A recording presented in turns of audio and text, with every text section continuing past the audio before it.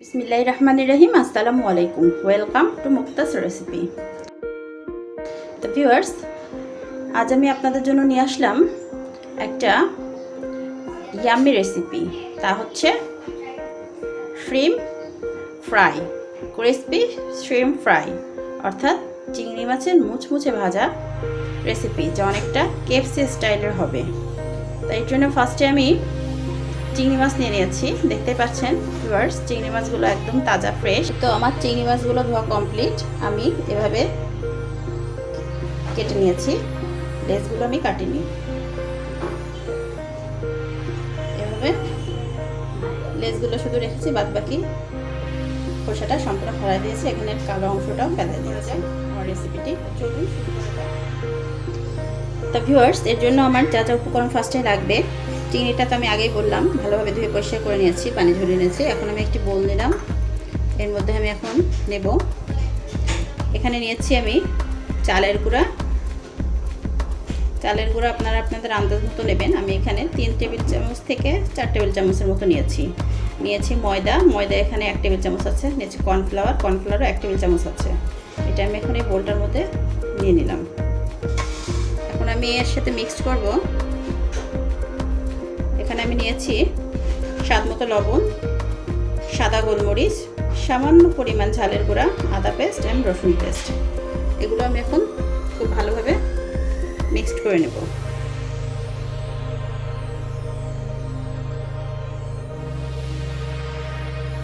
দেন এর মধ্যে আমি পানি অ্যাড করে একটা পাতলা ব্যাটার তৈরি করে নেব।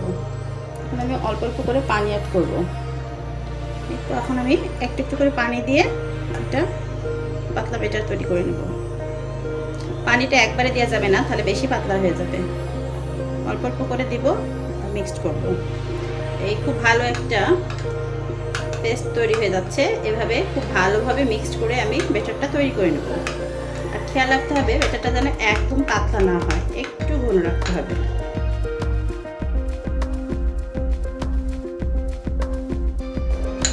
তো ব্যাটারটা তৈরি। আমার আর যা উপকরণ লাগবে তা হচ্ছে ব্রেড ক্রাম। এই ব্রেড ক্রামটাও আমার বাসার তৈরি। আর লাগবে একটা ডিমটা আমি ফাটিয়ে নিচ্ছি। এই তো ডিমটা এখন আমি একটু ফেটে নেব।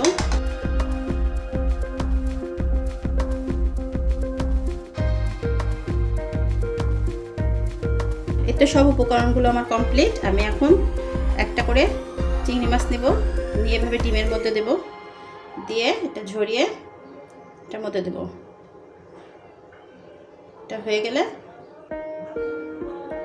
আর একবার চিংড়ি মাছ ডিমের মধ্যে দিয়ে এবার আমি ব্রেড ক্রাম ভরিয়ে।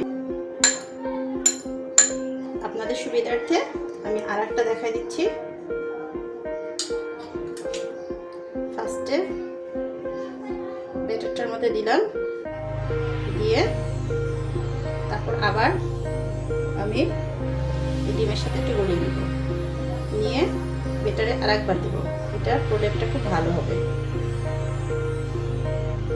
দিয়ে 2বার 3বার করে দিলে পরে চিংড়ি মাছটা বেশি টেস্টি হবে। এখন এভাবে ব্রেড ক্রাম করে নেব। এভাবে আমি সবগুলো চিংড়ি কোট করে নেব। এই যে এভাবে আমি সবগুলোই কোট করে নেব। এই তো সবগুলো আমার কোট করা কমপ্লিট। আমি একটু ক্লোজ করে দেখাচ্ছি। এভাবে আমি কোট করে নিয়েছি। এটা এখনই আমি গরম গরম ভাজবো। এটা কিন্তু কোট করে রেখে দেওয়া যাবে না, তাহলে বেশিটা ক্রিস্পি হবে না। চলুন এখন ভাজা যাক। আমি ফ্রাই প্যানটা বসাই দিয়ে গ্যাস ওভেনটা অন করে নিচ্ছি। এই তো ফ্রাই প্যানটা গরম হয়ে গেছে। এখন আমি অ্যাড করছি সয়াবিন তেল। আর এখানে তেলটা একটু বেশিই লাগবে। তেলটা একটু গরম হয়ে আসলে আমি চুলার ফ্লেমটা একটু কমিয়ে দেবো, হাই হিটে ভাজলে পুড়ে যাবে। তো গরম হয়ে গেছে। আমি এখন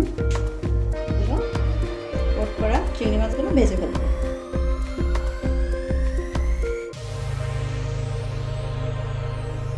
একসাথে সব দিয়ে দেবো না, একসাথে সব দিলে লেগে যেতে পারে একটার ওপরটার গায়ে। এই জন্য অল্প অল্প করে ভাজাই বেটার হবে। এই রেসিপিটা কিন্তু অসাধারণ, অল্প সময়ে ঝটপট তৈরি করা যায়, যা পোলাও ভাত, বিরিয়ানি ভাত অথবা ফ্রাইড রাইস, সাদা ভাতের সাথেও খেতে মন্দ লাগে না। আর বাচ্চারা এভাবে যদি চিংড়ি মাছ ভাজা পায় তাহলে তো আর কথাই নেই, দুটো টুটে খেয়ে নেবে। এক সাইডে উঠলে আমি আর এক সাইড উল্টে দেবো।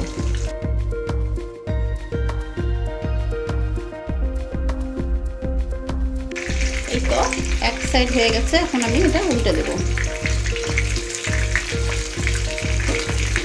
আমি আগেই বলেছি এই রেসিপিটা হতে বেশি সময় লাগে না, এটা কিন্তু ঝটপট তৈরি করা যায় এবং অনেক টেস্টি একটা রেসিপি।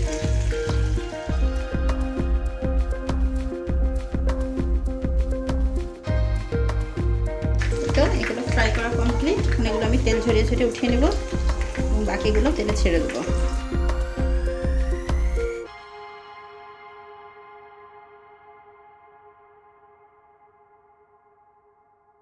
এখন আমি বাকিগুলো তেলে দিয়ে দিচ্ছি।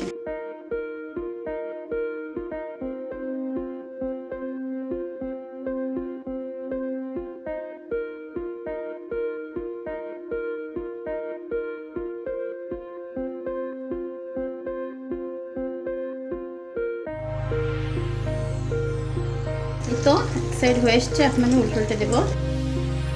সবগুলো আস্তে আস্তে করে আমি উল্টে দেবো। এগুলো ফ্রাই করা কমপ্লিট। আমি এখন এগুলো তেল ঝরাই ঝরে উঠিয়ে নেব।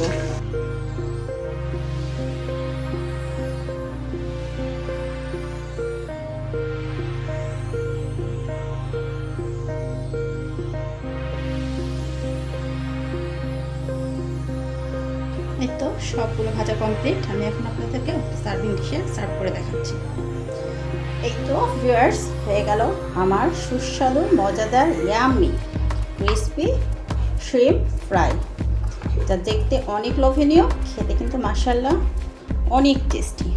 আমি আপনাদেরকে একটা ভেঙে দেখাচ্ছি এটা কতটা টেস্টি হয়েছে। উপর থেকে ক্রিসপি এবং ভিতর থেকে কিন্তু, আর সাথে যদি থাকে সস তাহলে একদম জমে যায়।